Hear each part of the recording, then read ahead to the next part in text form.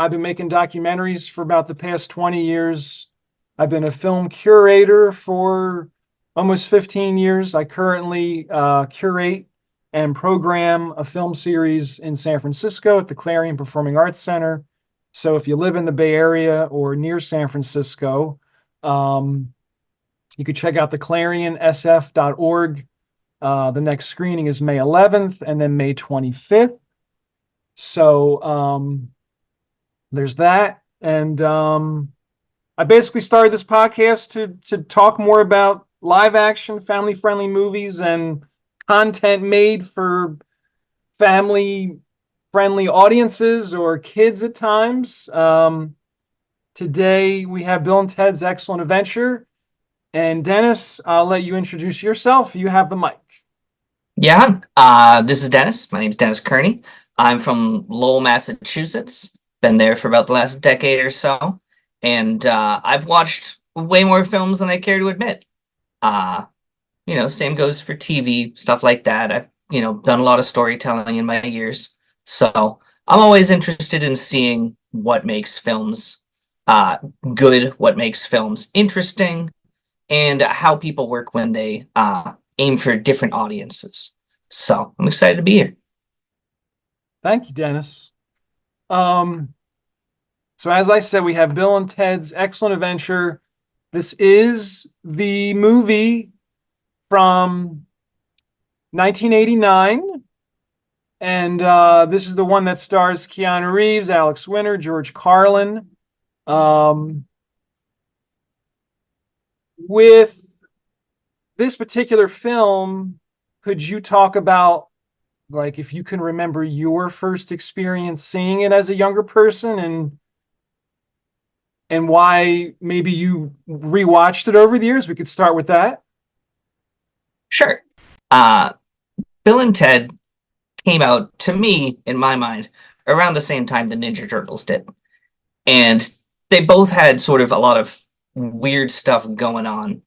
And they had different attitudes, but they had similar accents. And that was the first thing. I was like, oh, these people talk like Michelangelo does, the Ninja Turtles. And that was about as far as I got. I was not, not the smartest kid here. I wasn't putting two and three together. But I liked rock music. I liked time travel. I liked weird stuff happening. Did I follow everything in the film? Probably not. Did I enjoy it? Absolutely. Was I surprised that there was a sequel? Even more so. But went out to see it, never regretted it. Went out to see the later one, Bill and Ted Face the Music. Didn't regret that either. I was surprised at how well they held up, and I was surprised that anyone else did anything else with this film. I always felt like growing up, I'm like, why did this not just make like a single ripple in the lake of American cinema and then disappear forever? Why does anyone still talk about this? It's wild to me.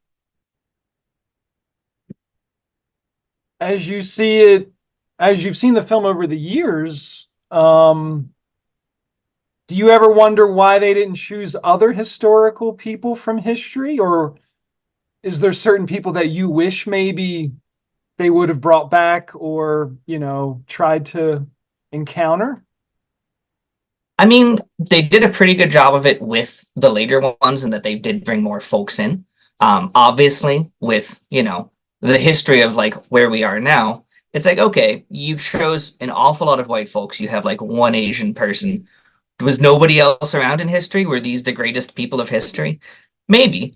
Um, and that's, easy to question now. But in 1989, to get the movie made, these are the great people you have to pick. You have to pick people the audiences know.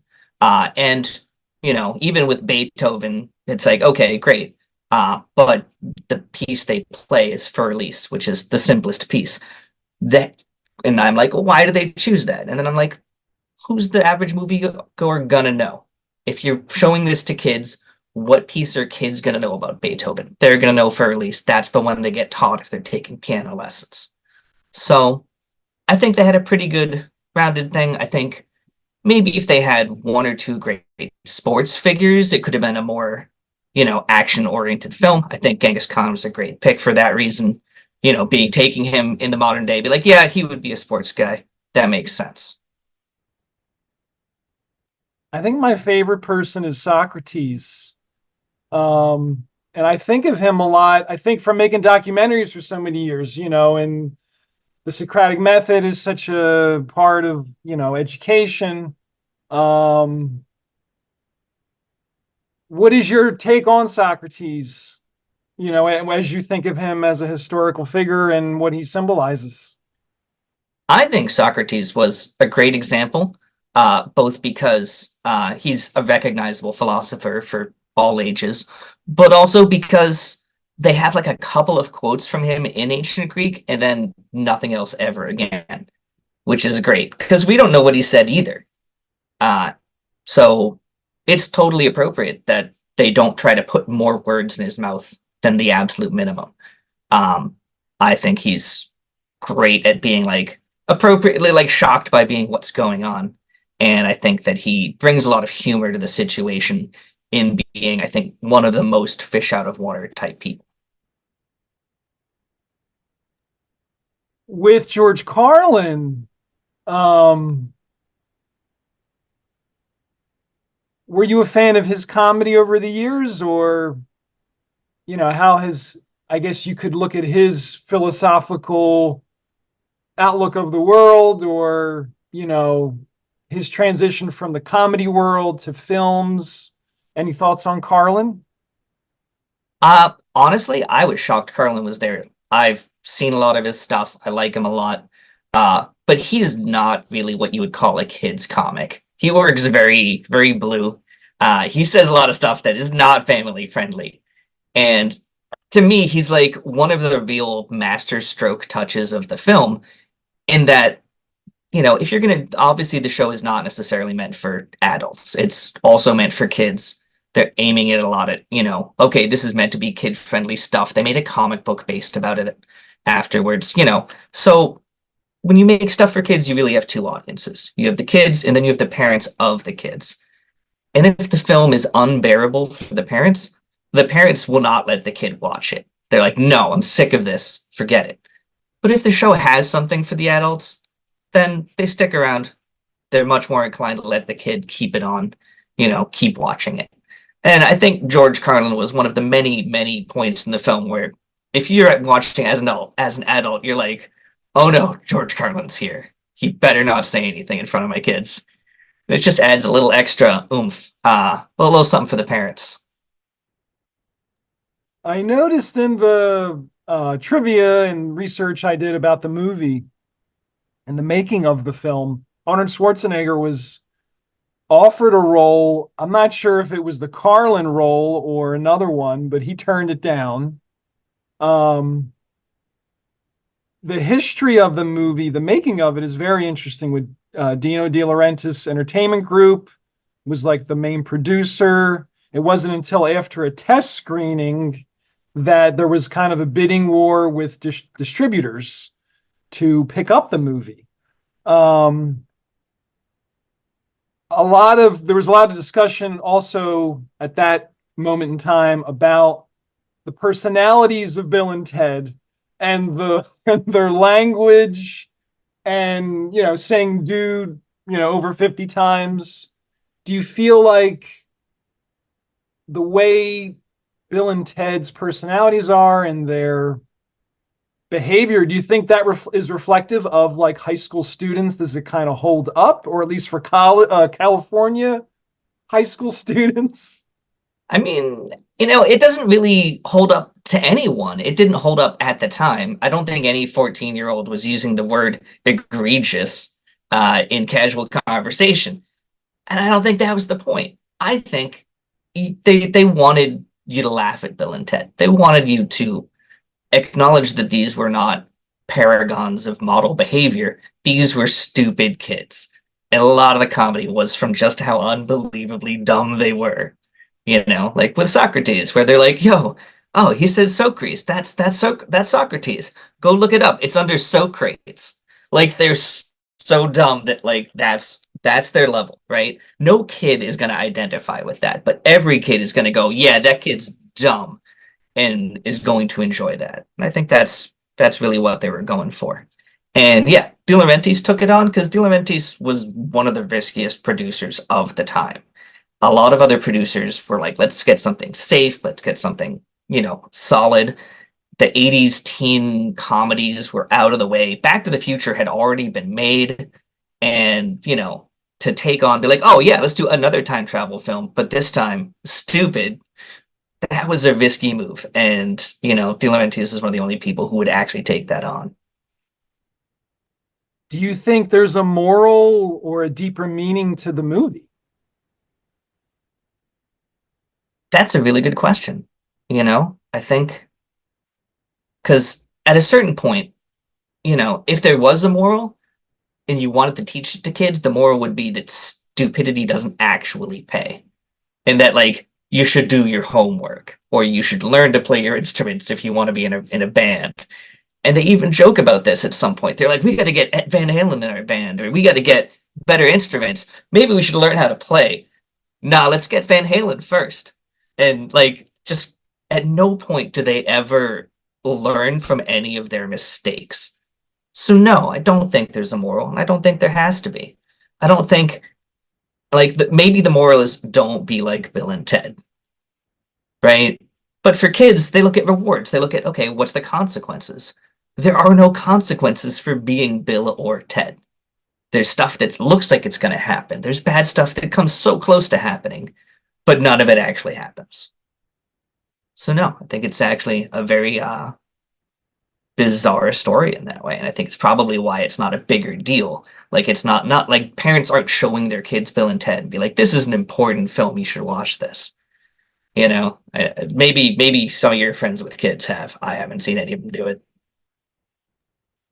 If you could think of like a handful of movies that you would want to show if it was younger relatives or friends that have kids. I don't know if you have kids yourself, but a handful of movies that you would want to show younger people.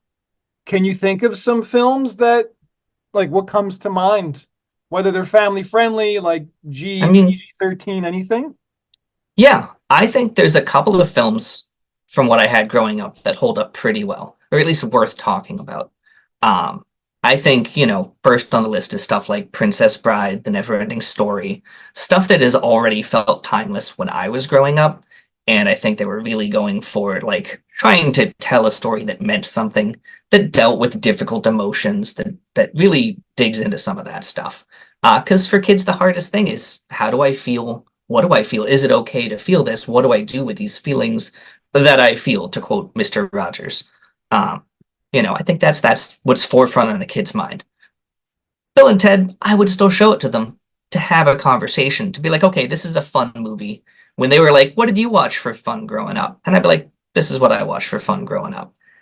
This wasn't, this is an older time. Not everything they say is an okay thing to say. They are stupid people. And I think it's a great context for some of that.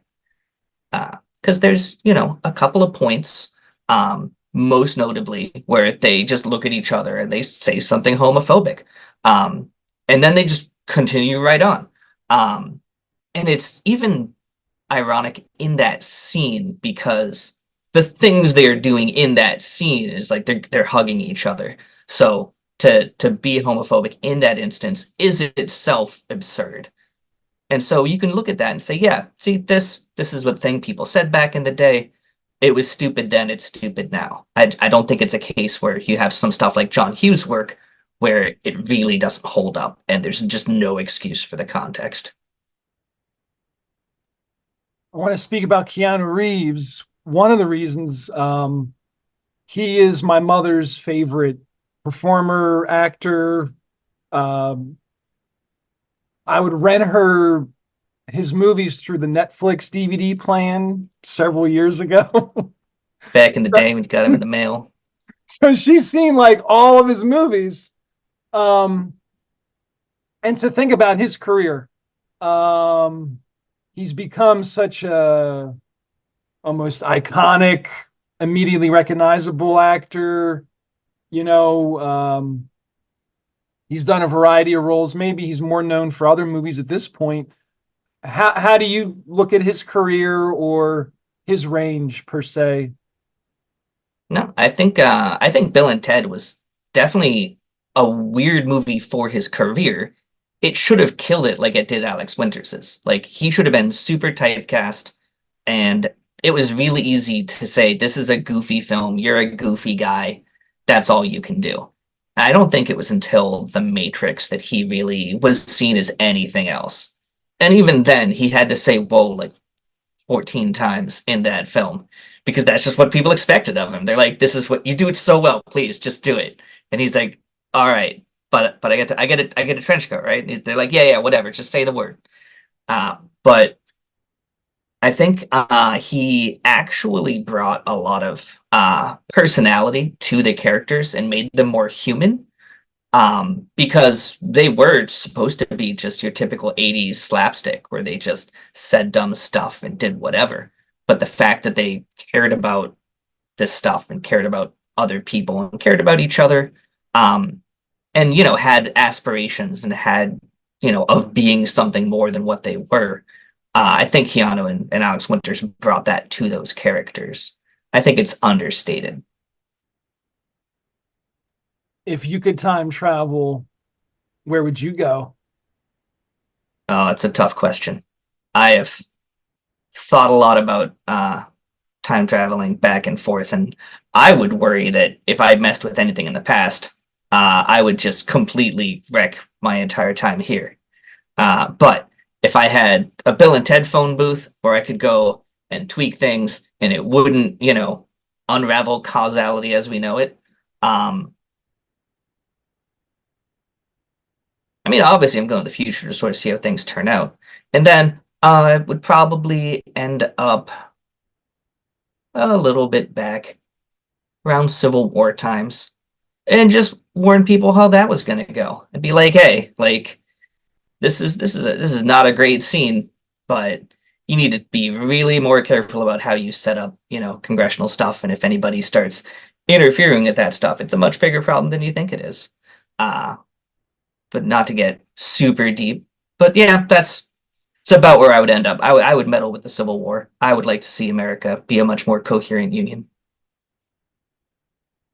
Do you think it's possible time travel? I mean, scientifically or through dreams? Do you think it's something that either through technology or in the future we'll be able to figure out one day?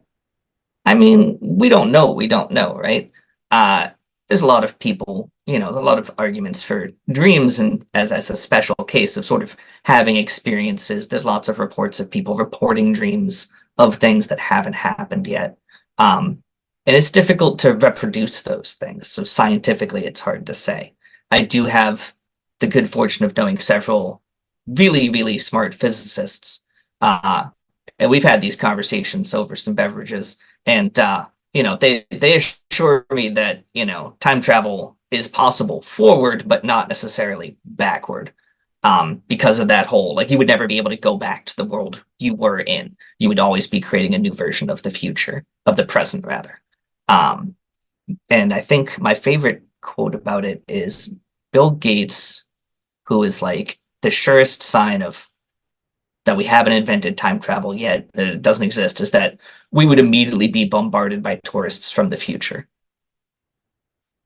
I'm like, all right, fair enough. What about you, Jeff? Where'd you go? Oh, um, maybe the prehistoric era would be interesting for a little while, Oh and yeah, see how the dinosaurs are supposed to shape up? yeah, and just how people were, living in caves or even looking at maybe also I think about the cave paintings in France, like in Lascaux Mm. and other places. It'd be interesting to kind of observe, how humans were living at that time. Um, yeah, that comes to mind. Oh To yeah, that'd be observe some of nice. the to observe some of the, musicians and artists at work throughout history, like to be there when Jimi Hendrix is playing shows or That's a good one. thing or the jazz age to go back and see a lot of jazz greats perform. That would be really interesting. Um, it reminds me, speaking of music, and that is, they're in a band in the movie Bill and Ted. There's a there's a line towards the end of the movie about music basically being, one of the solutions or helping with alleviating war and poverty in the world. What is your take on that line or that, moment in the film? I mean, we've had music for thousands of years. I think if there was a song that could end war and poverty, I would have hoped we would have found it by now. Uh, Obviously looking, 40 years in the future. Well, is it? How old am I here? No, it's 40 years from 1988 when this was happening. So, um, so it's tough to say, yeah, okay, this would have happened. This would have solved it by now, right? Wildstein should have grown up. I think as kids listening to that, they're going to be like, that didn't happen. It would have happened by now. We haven't heard the Wild Stallions come out in their 60s and make the song. Uh, but I think there's, absolutely every attempt, every movement for peace, every movement for better people has been supported by artists and musicians. I think musicians will provide the soundtrack to that and inspire people and get ordinary folks fired up about it. And I think artists, paint or write or draw or put on film a world where that's imaginable, and say, hey, this is the world we could have if we, got our act together. This is the world we could have if we wanted it and we wanted to work towards it. Without that vision, um, nobody even thinks it's possible. Nobody even really imagines it. And I think that's why a lot of times when you see people who want war, who want to exploit poverty, the first thing they go after is artists and musicians for that reason. In terms of violence and depictions of violence in contemporary movies, how do you feel about that? Or maybe more specifically, when you were a kid, seeing violence in movies, how that evolved as you grew up. Um, any thoughts on that? Yeah, I think Bill and Ted is completely of a piece of its time. And just like that is absolutely the level of violence people sort of expected. You could do things like, just start taking apart a mannequin in a department store with a baseball bat. And, the mall cops would be like, all right, we got to get something involved. And then you could also just fire a gun in a school auditorium. And, nobody was, but no police were called. Like that was fine. Uh, it was not a movie that took itself super seriously as far as violence went. Um, I think it, took a couple of beats. There's the most notable one to me is where uh, Ted falls down the stairs in the suit of armor, and then the people come on him and they just go whoosh, and they just stab the sword right in, and it looks like he's dead. And Bill thinks he's dead, and he's not, obviously, right? Because they make it to the end of the film, but um, I think as a kid, that's, a startling thing to pull. And I think it's a startling move to pull as a director. Um, but I think the really funny thing is that the threat of violence is omnipresent throughout that film. It's always like, oh, there's people who are grabbing guns. There's people who are going to beat the ever living snot out of these people again and again and again. And we know as adults that Napoleon is a warlord. We know he's a general. He's killed people. We know Genghis Khan has killed people. So to see them in a context where they might do violence to people, again, I think it's something for the parents to be like, oh, Billy the Kid is an outlaw who's robbed banks. He's got a gun. He could kill people at any time. This could go spectacularly bad at any moment. And I think that raises the narrative stakes and makes it more interesting for the parents, even if the kids never imagine that like bad stuff is going to happen. Because again, in the 80s, you had shows like G.I. Joe where everybody had guns, but nobody ever died. It was really easy to have that disconnect where guns meant shooting and red and green lasers going up on screen, but no casualties, no blood, no bodies, right? And yeah, this film doesn't want to be about the violence. It's using violence in the tradition of slapstick for comedy purposes. If somebody gets hit, they're getting bonked. there's a sound effect attached to it and they're falling down, you know. I think my favorite part of it was actually when, again, just before that with the suit of armor scene where they had the swords and they start, doing a Star Wars thing and they add in the lightsaber effects because now they're just calling out a thing that just recently happened. They're just being super goofy. The director's just taking a couple of minutes, having fun with it. Everybody would know the scene. They're not actually looking to hurt each other. There's no way they've got armor on. They're just slamming swords at each other. They don't know what they're doing. And the parents would never be worried. I, as an adult, am never worried about that. The kids are never worried. They're like, yeah, you're goofing around. You're doing what kids would do. In terms of if it's a line or if it's the middle ground of like educational content, but that's also entertaining for younger audiences or teenage audiences. Do you have any feelings about that? Like how certain films, it kind of maybe starts as educational, but it becomes more about entertainment, or if certain movies are kind of a better blend or balance of those two, you know, ingredients. Yeah, it's a cool question. I think every movie has something to teach us.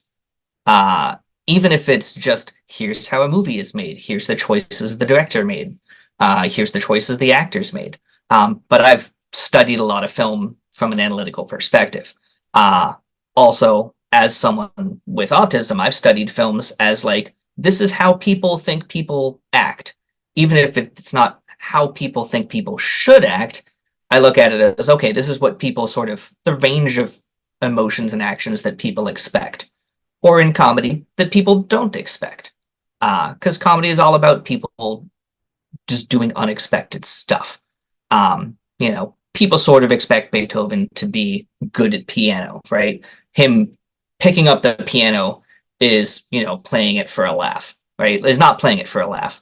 But when Napoleon goes to Waterloo because it's a water slide park, that's a laugh.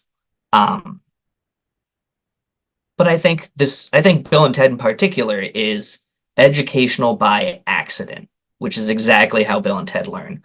I don't think Bill and Ted learned anything about what actually happened in history by going back in time. I don't think, like, if I was the teacher, I probably would have failed them. Um, they learned by accident. They whatever they learned through their interaction with those people. They made friends with those people, right? But they didn't learn anything about the historical situation or where it was from. They didn't even learn whether half of those people spoke English. They just kind of assumed, which again is a hilarious thing to expect. Um, so yeah, I think there are also some movies that are intentionally educational, like documentaries, where you're explicitly trying to say this is how things were, this is what's going on. And then there's movies that are unintentionally educational, um, like John Hughes films, which can tell us, hey, this is how ignorant we were back in the 80s. We just put this in a film, we put a stupid sound effect to it, and we thought that was okay. You could just put a gong next to an Asian person, and that's an okay thing to do. Uh, John Hughes didn't intend to teach anyone that, but generations removed, we can say, yeah, this is what it was like. Um, and I think it's interesting because a lot of times there's this push to remove things like that rather than educate. And I think it ends up through omission teaching people, hey, maybe the past wasn't as awkward and bad as we think it was. It creates this sanitizing effect that in retrospect makes the education more difficult because now you have to fight this perspective of, oh, yeah, nobody got hurt back then. Nobody was terrible back then. No, it's people were terrible. People got hurt. And I think talking about it and educating people about it is a good thing to do. Sometimes that's a conversation you have with your kids as after the movie. There's and I think Bill and Ted is a good one to watch with your kids. Have a brief little chat after the movie. Hey, how did you think about this? Was this okay? Did anything seem weird? What stupid stuff did they do? Like just checking in, being like, yeah, these aren't heroes. These aren't, like superheroes where you're expected to be role models. And that's okay. You mentioned Mr. Rogers earlier. Do you think, is there anybody in today's, in our contemporary media landscape that is similar to Mr. Rogers, or that's doing similar kind of work or content? You know, the person, I don't think anyone's doing it as intentionally. The thing about Mr. Rogers is he was a minister, right? He was a minister who went into public TV specifically to teach kids about emotions. I think we're teaching a lot of kids about, like, we're trying to, like, basically give kids preschool now. Like, we're teaching them Spanish words, we're teaching them about math, we're teaching them about the basics of science, but we're not teaching them about their emotions. I don't think anyone's really doing that work. Ironically, the actor who played Steve from Blue's Clues is doing that work now as an adult. I think he's reached out to his fan base, recognized he made an emotional connection with these people as children, and has gone back today and said, hey, care about you, just checking in on you, seeing how you're feeling. Did like one little thing and it had a huge impact. So I think the potential is there. I just don't think anyone's really doing it with the level of intentionality that he was. It seems like today there's an overwhelming preference for animation as far as children's content or family friendly content. And maybe some of that is due to the costs of making these productions or shows or movies. Um, I don't know the science behind like building empathy in terms of like, here's an animation or here's like a live action show or movie with human beings. Do you have any thoughts on animation, live action, as far as how that could teach or affect, a young mind? I mean, now that you mention it, I think it's a really good point. I think a lot of who we choose to show as entertaining affects who people think about and how and why. Um, I think of Sesame Street as like the quintessential companion to Mr. Rogers as being an attempt to reach out to kids and talk to them about stuff, which was live action, had a mix of a lot of different people, um, but who also had Muppets all over the place, right? There's a child's need to have something bright and colorful there, and that's a way to bring children in. But the Muppets were very rarely by themselves. Most of the time they were talking to a person or to an adult or a child, or they were in a scene with adults and children, and they were treated as equals, which I thought was really interesting. No one's ever like, oh, Big Bird doesn't have to have a job. Big Bird's just Big Bird, right? They were never like, oh, don't talk to them. They're just Muppets. Um, Everyone was treated as valid. Everyone was treated as equal.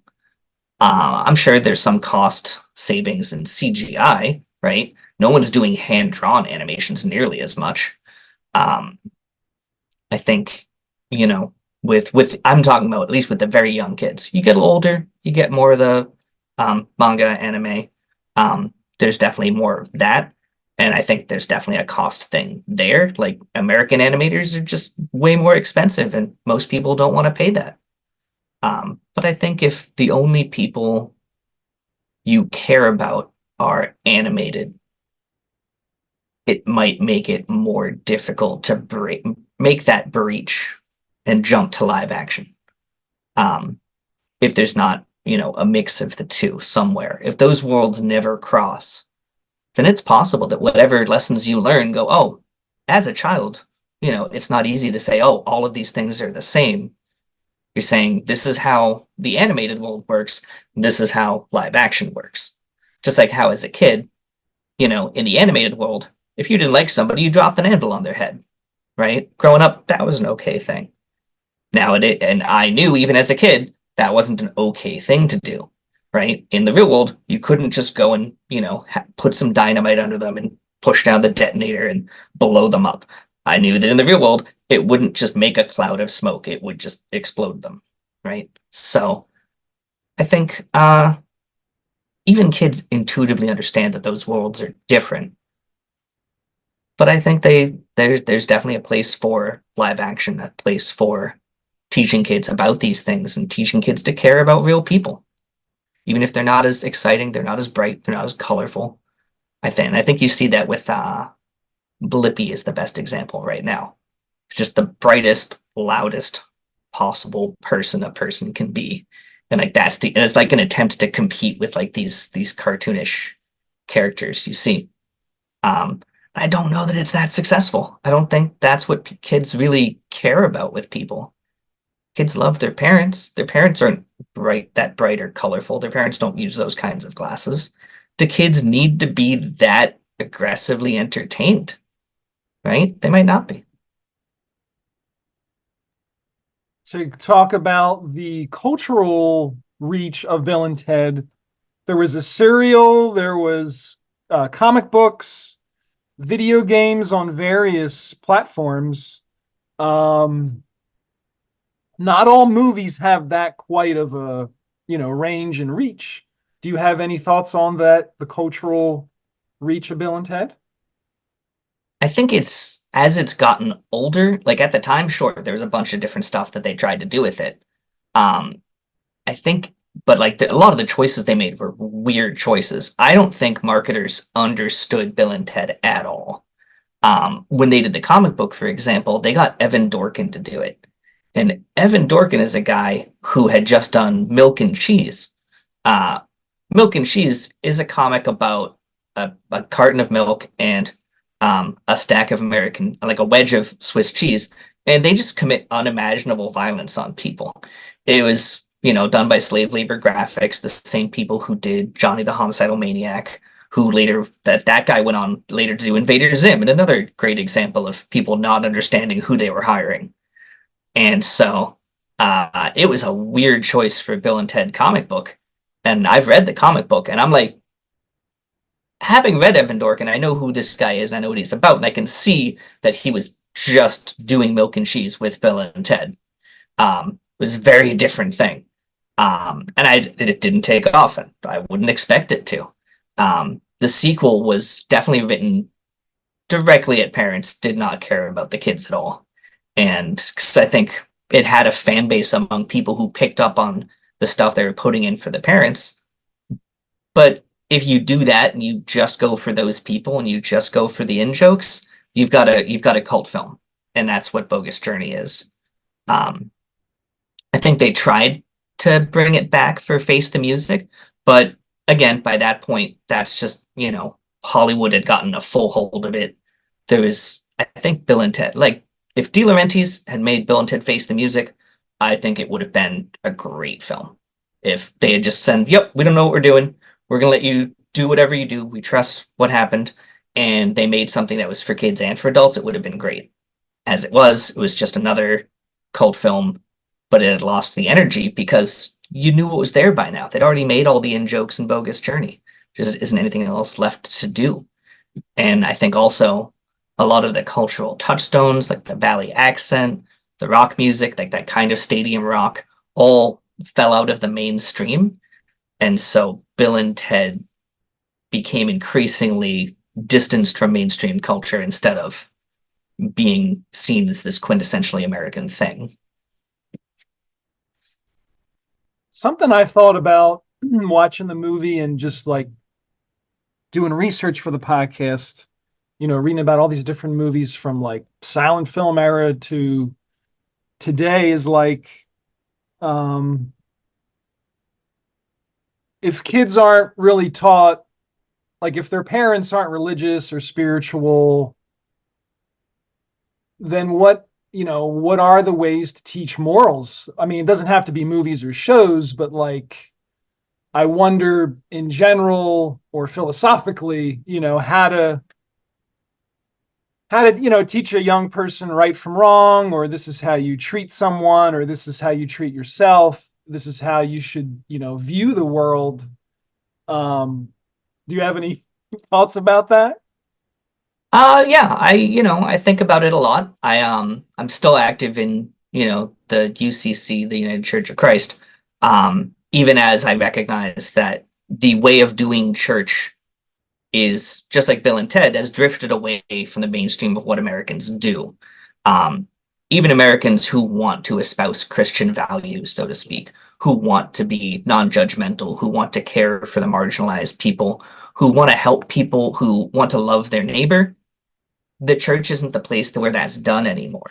There's a lot more nonprofit organizations out there who are doing work that churches used to do. There's a lot more public, as an effort of the church, there's a lot more public institutions that are doing what the church used to do. And just the scale of what's needed is so far beyond what the churches are currently equipped to handle. Um, that it's just difficult for the church as an institution to be relevant. But I agree that churches are great at like taking a complex code of ethics and distilling it down to a handful of guidelines, saying these are the core basics. Love your neighbor as you love yourself, right? The five pillars of Islam, whatever you happen to take. If you can get it down to a few rules, kids can follow those rules, kids can remember those rules, and whether they agree with them or not, they can form a foundation for a framework that they can then use to apply to things that are outside of those directly applicable rules. Um, and yeah, I think, like I said, I think every movie has something to teach.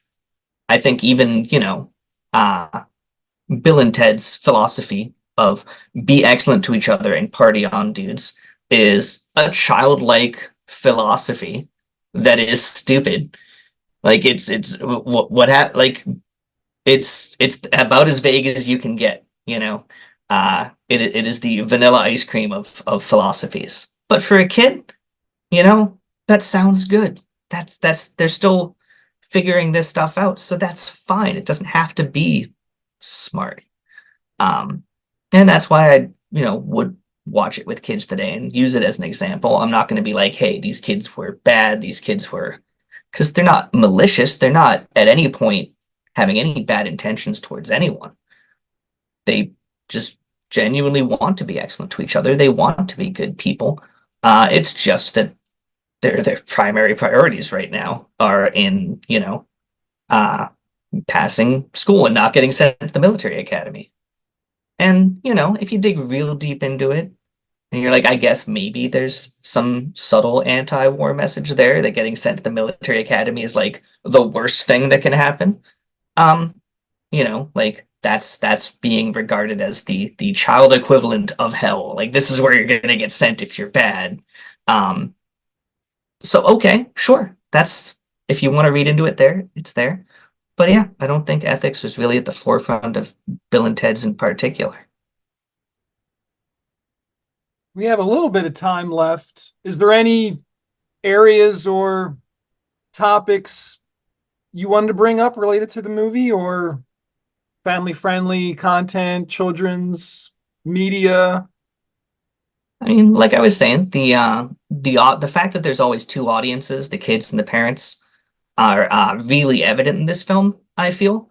And I think the sexual content of Bill and Ted is really notable. Like they knew exactly where the line was, and they went very close there. And they gave a lot of stuff to the parents where they're like, there's a scene where, you know, uh they know Bill's stepmom from high school.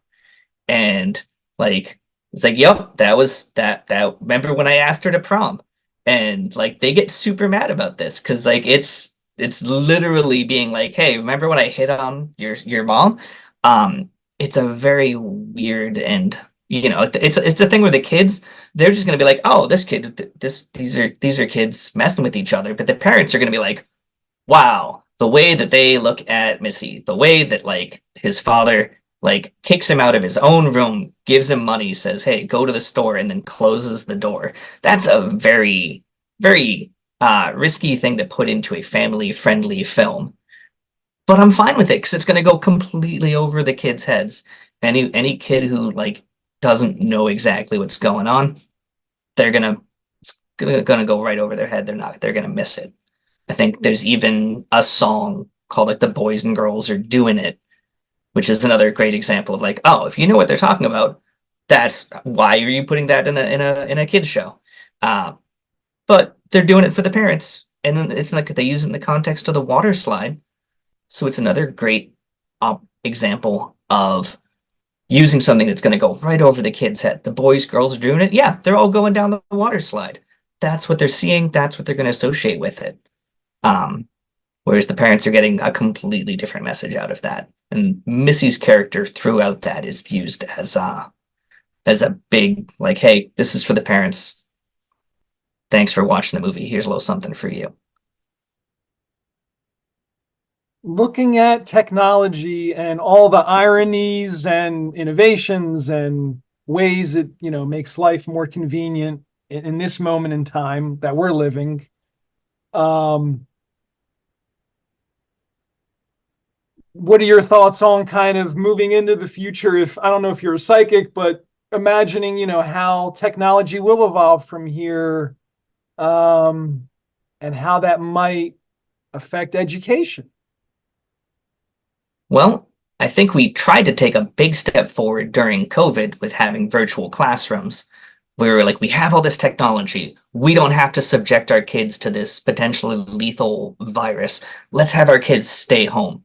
And what we found out is that, like, sure, we can do that, but that kids don't learn nearly as much from that.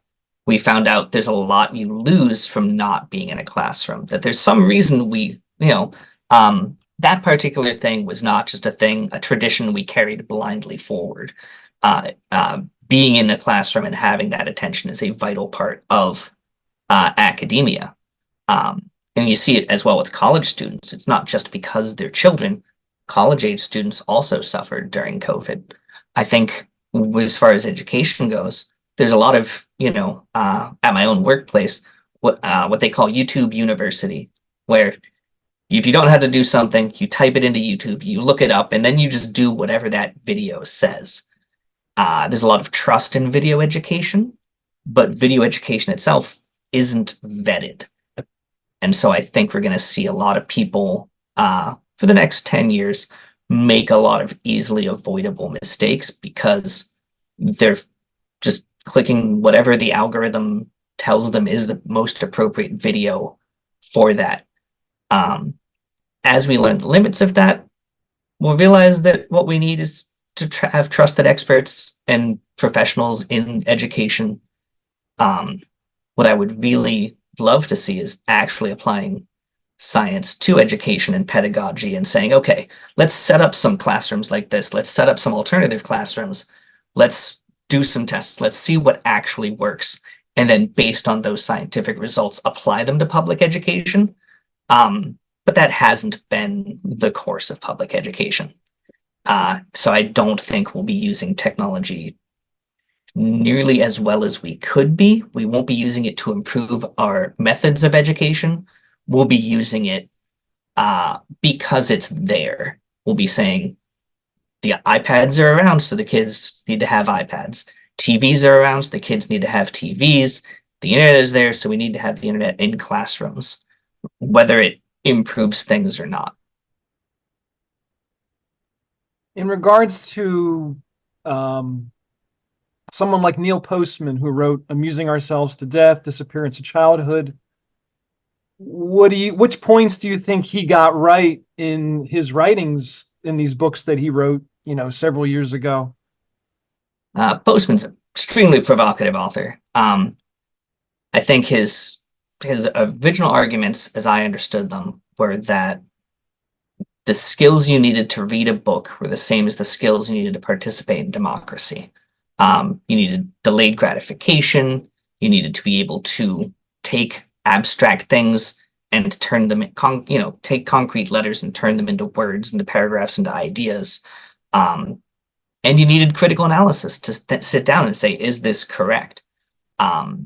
I think he's been proven right by the uh, rise of Trump and the polarization of American politics. I think if, any critical analysis applied, or, like in many ways, they're arguing against saying critical analysis, saying everyone's a paid actor, everyone's biased, everyone's just, arguing for their own thing.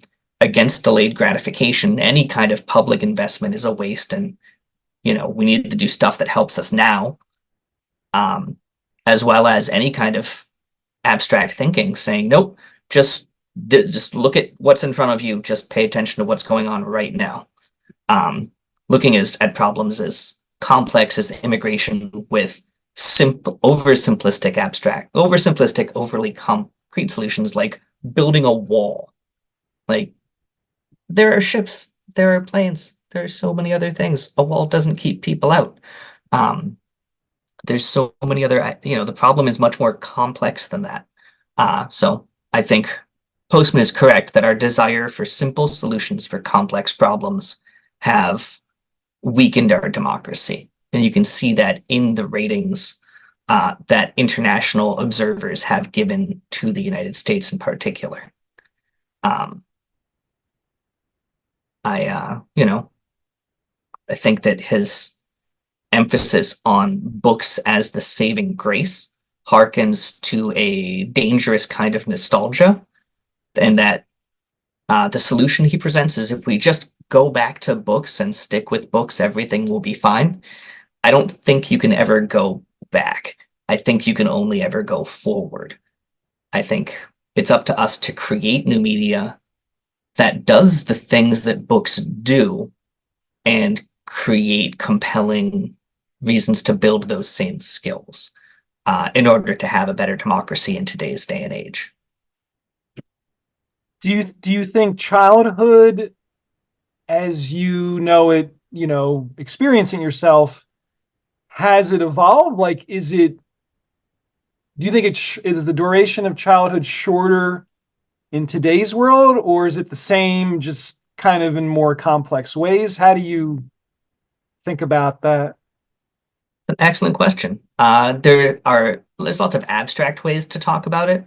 There's also very concrete ways to talk about it, like the age of menarche and women. Um, if, in many ways, uh, in order to, once you have the experience of menstruation, as a woman, you now have to confront a bunch of other issues um, that were before were abstract issues. Um, I'm not saying that, every woman is like, okay, now you're a woman, and now here's all the things associated with women.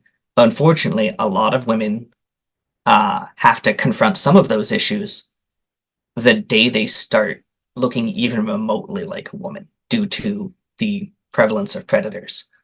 So I think that um, the the real problem is the data only goes back so far. So it's difficult to say childhood is happening sooner, ending sooner than it did before. Um, because also the way we measured things back in the 50s and 60s were going to be their own way. I'm not convinced that the kind of childhood Postman talks about really existed in America to the extent that it did. Um, I mean, our child labor laws are like we start at 14, which is lower than a lot of other nations. We're not this bastion of innocence that I think we like to think we are. Um, and I think that uh, in many other ways, the internet has erased a lot of that and said, yep, you can have whatever you type into that search form beamed straight into your face. And I think the majority of parents are under equipped to make solid security choices about those things. They trust the technology. They say this, they wouldn't let my kid find pornography through an iPad. Otherwise, why would they sell me an iPad? Why wouldn't they make it you have to be at least 18 to have an iPad? They assume that the people making the technology have our best interests in mind, or are making these kinds of ethical decisions that the tech folks just have no interest in making. They don't sell as many iPads if they say this is a thing you have to be 18 to buy.